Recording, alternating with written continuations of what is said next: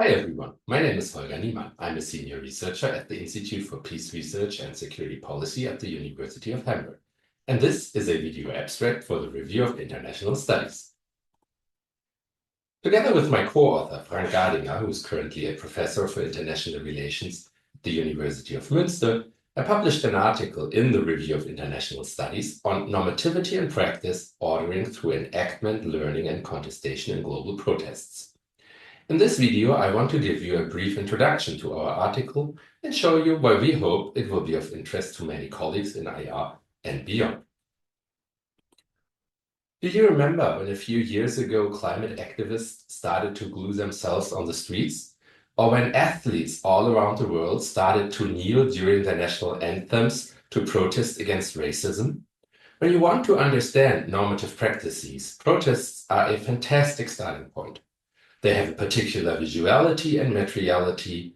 They use certain tools, symbols, objects, and rhetorics. Protests are also often very bodily, and they are bound to time and space. The case of those climate activists also demonstrates that protests can be learned, and that activist groups professionalize their protest strategies through transnational learning processes. In a nutshell, protests can tell you a lot about normativity and practices. In our article, we use illustrations from global protests in the fields of environment, sports, and peace to make a broader conceptual argument about normativity and practice. Our key claim is that we can learn something about order and change in world politics by looking at normativity and practice. Because many of today's conflicts about world order are deeply normative, and global protests are one, even though a very illustrative, example of these normative conflicts. In the article, we argue that looking at normativity from a practice perspective provides an alternative view on the issue of order and change. According to our view, the question is not whether one stable order is replaced by another, if order exists or it doesn't, or whether there are multiple orders at the same time. Instead, we propose a different perspective, and it emphasizes that world politics is constantly shaped by a multiplicity of different practices of ordering. Ordering through establishing and questioning, constituting and reconstituting, promoting and undermining order, and so on and so on. And as we argue, looking at the processes of ordering, rather than on order as a result of such processes, helps to make sense of the messiness of the world.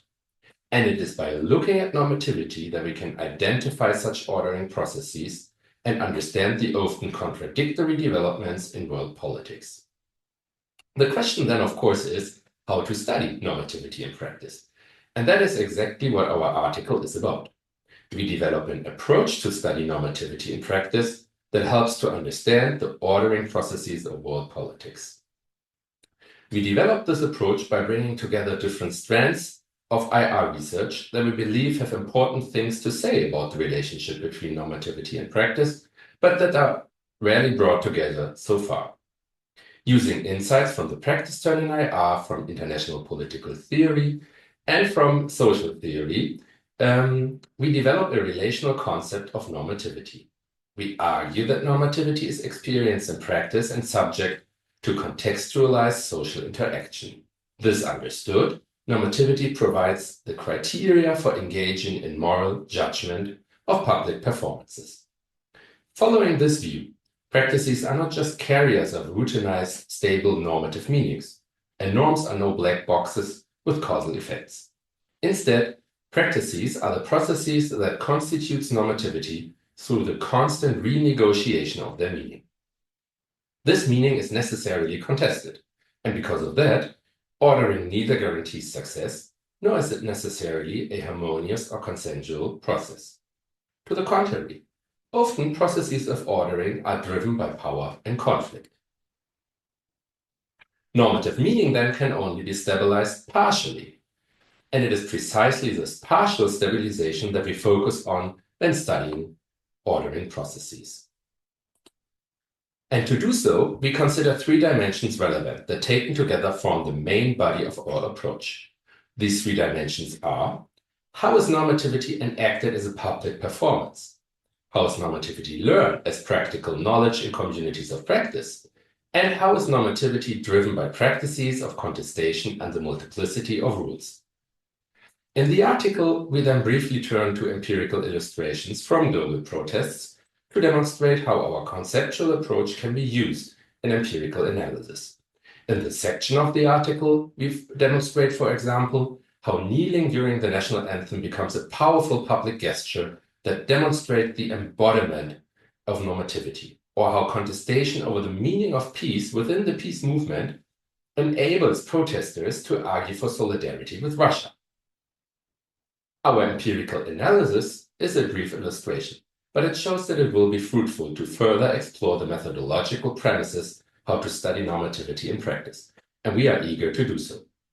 We also hope that our approach will be of interest to scholars in different fields of IR interested in a framework for studying the nexus between normativity and practices.